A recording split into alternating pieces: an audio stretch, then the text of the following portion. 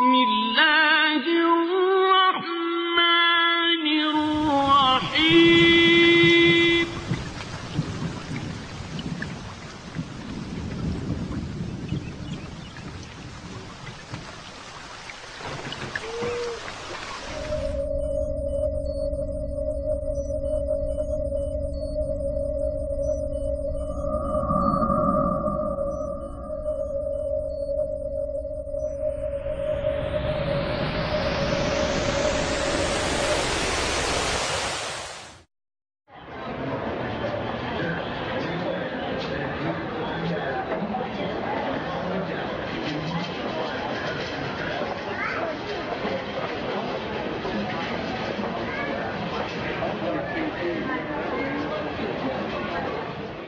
أعوذ بالله من الشيطان الرجيم وجعلنا منهم أئمة يهدون بأمرنا لما صبروا وكانوا بآياتنا يوقنون۔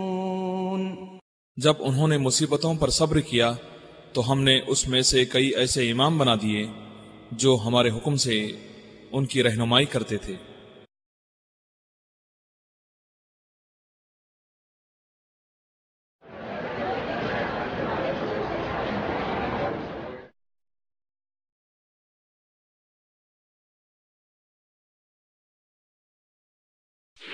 اسے یہ خبر مل گئی کہ ہاں بھائی فلاں آدمی ہمارے خلاف ہے، پھر وہ یہ نہیں سوچتا حق کیا ہے باطل کیا ہے، چنانچہ حکم ہوا اور 8-10 آدمیوں کے ساتھ پکڑ کر کے امام شافعی بھی بغداد پہنچ گئے۔ امام شافعی بھی بغداد پہنچ گئے۔ جب بغداد پہنچے ہارون رشید کے سامنے جب معاملہ پیش ہوا تو کہا کہ تم کون ہو؟ کہا کہ میں آپ کا چچاداد بھائی ہوں۔ تم کون ہو؟ کہا میں آپ کا چچاداد بھائی ہوں، اس لیے کہ ہارون ہاشمی خاندان سے تھا اور امام شافعی مطلبی تھے، اور ہاشم اور مطلب کیا تھے؟ دونوں بھائی بھائی تھے۔ ہاشم اور مطلب دونوں بھائی بھائی تھے۔ تو کہا کہ میں آپ کا چچاداد بھائی ہوں۔ بہت سے لوگوں کو مسئلہ حل ہو گیا جو میں بتایا تھا، جو سوال کیا تھا، ہنس رہے ہیں وہ، ہے کہ نہیں ہے؟ تو ہاشم اور مطلب کیا تھے؟ دونوں بھائی بھائی تھے۔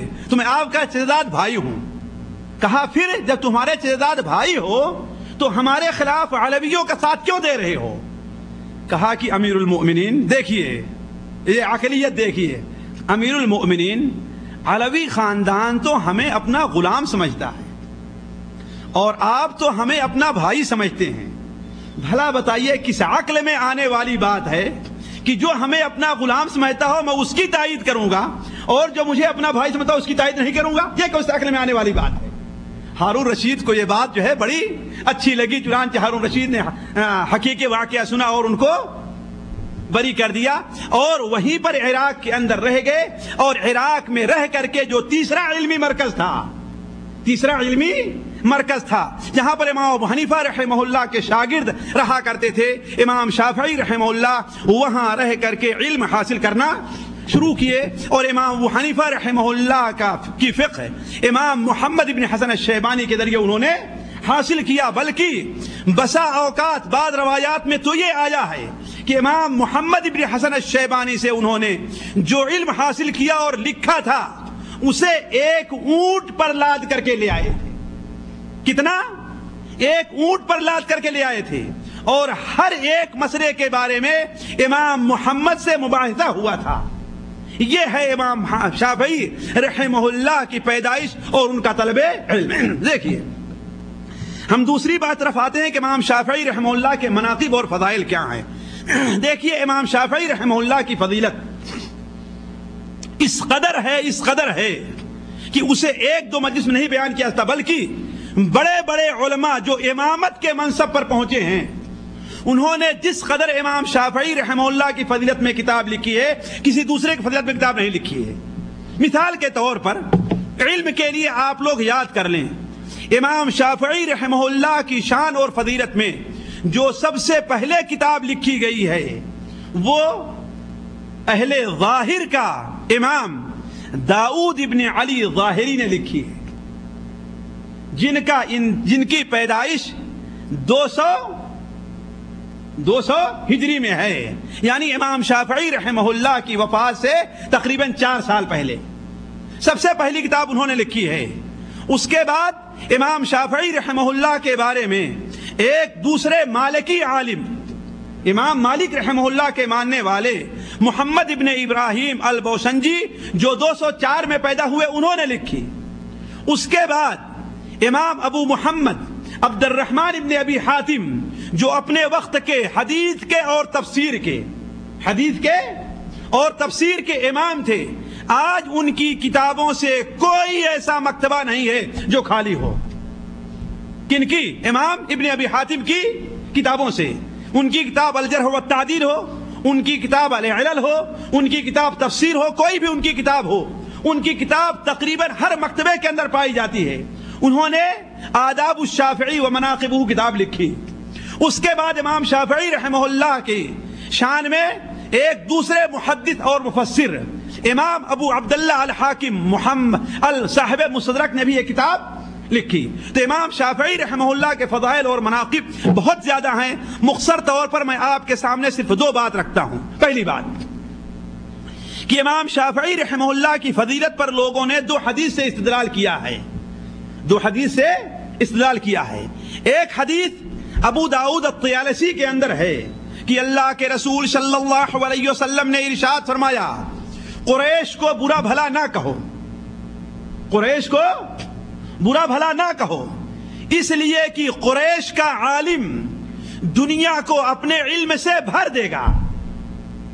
قریش کے اندر ایک عالم پیدا ہوگا جو دنیا کو اپنے علم سے بھر دے گا۔ امام احمد بن حنبل رحمہ اللہ کا بیان ہے کہ اس حدیث کا مصداق کون ہے؟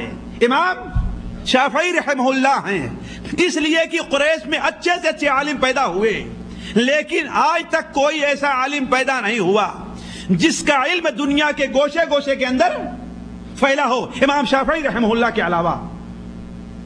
دوسری حدیث جو سنن ابو داؤد کے اندر مروی ہے کہ اللہ کے رسول صلی اللہ علیہ وسلم نے ارشاد فرمایا کہ ہر صدی کے اندر، ہر صدی کے شروع میں اللہ تبارک و تعالی ایک عالم کو پیدا کرتا ہے جو اس دین کے اندر جو خرابی پیدا ہو جاتی ہے اس کی اصلاح کرتا، اس کی تجدید کرتا ہے۔ تو اللہ تبارک و تعالی ہر صدی کے اندر ایک کوئی نہ کوئی عالم ایسا ضرور پیدا کرتا ہے کہ اس زمانے میں جو بدعتیں ہوتی ہیں، جو خرافات ہوتی ہے، جو خرابیاں دین کے اعتبار سے پیدا ہو جاتی ہیں، اللہ تبارک و تعالی اس عالم کے ذریعے سے اس کی اصلاح فرماتا ہے۔ اس سلسلے میں تقریباً اہل علم متفق ہیں کہ اس سے مراد کون سی ذات ہے؟ امام شافعی رحمہ اللہ کی ہے۔ چنانچہ حدیث کے سب سے بڑے امام احمد ابن حنبل رحمہ اللہ بیان فرماتے ہیں کہ ہم نے پہلی صدی میں دیکھا تو حضرت عمر ابن عبدالعزیز کو پایا۔ کس کو پایا؟ عمر ابن عبدالعزیز کو، جو سیاسی طور پر اس دین کے اندر جو خرابیاں پیدا ہو گئی تھی اس کی اصلاح انہوں نے کی۔ اور دوسری صدی جب آئی تو دوسری صدی کی ابتدا میں ہم نے کس کو پایا؟ امام شافعی رحمہ اللہ کو پایا۔ تو ساتھیوں، یہ 2 حدیثیں ایسی ہیں بڑی وضاحت کے ساتھ جس سے امام شافعی رحمہ اللہ کی منقبت اور ان کی بزرگی اور فضیلت ثابت ہوتی ہے۔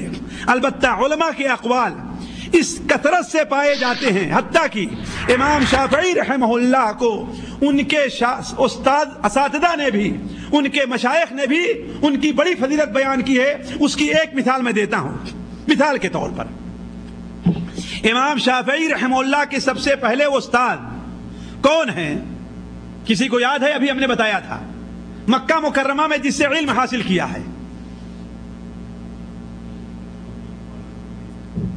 مسلم بن خالد الزنجی۔ جی ہاں، ماشاءاللہ۔ دیکھیے، اگرچہ ان کی عمر زیادہ ہے لیکن کتنے جوانوں سے ان کا ذہن تیز ہے کہ نہیں؟ ماشاءاللہ۔ کون؟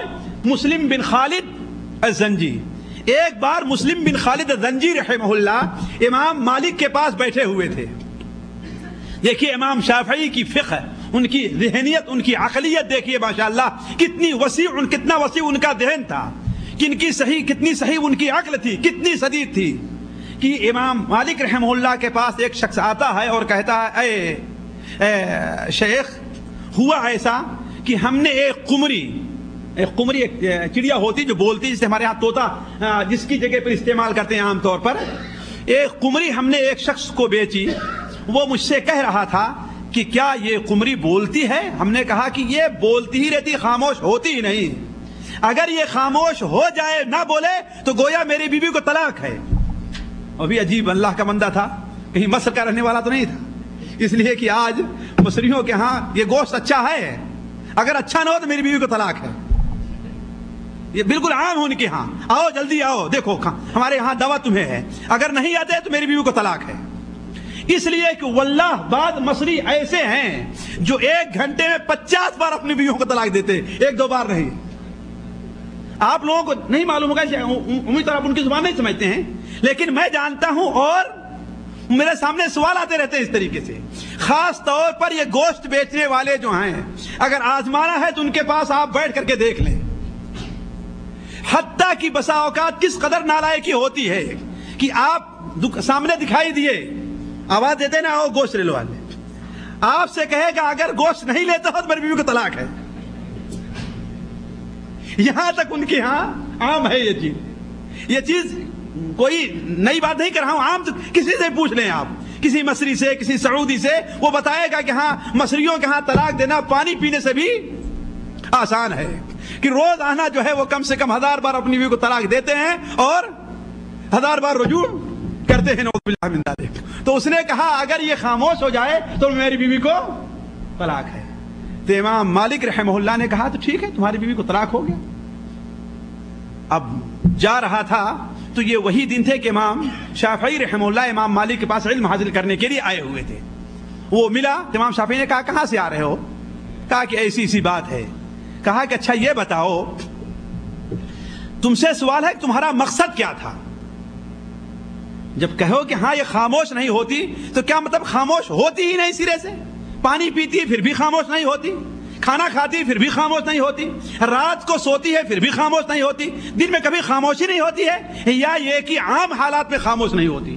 تو کہا ظاہر بات میرا مقصد تو یہی تھا کہ عام حالات میں خاموش نہیں ہوتی ہے. تو کہا جاؤ تمہاری بیوی کو طلاق نہیں ہے، تمہاری بیوی کو طلاق نہیں ہے. وہ شخص امام مالک سے ذکر کیا تو امام مالک نے کہا بلاؤ اس کو. پوچھا امام مالک نے امام شافعی سے کہ آپ نے یہ بات کیسے کہی؟ شاگرد تھے، تم نے یہ بات کہاں سے کہی ہے؟ اس نے ایک شرط لگائی تھی کہ اگر نہ بولے تو میری بیوی کو طلاق ہے. وہ نہیں بول رہی ہے، اس کو طلاق ہے.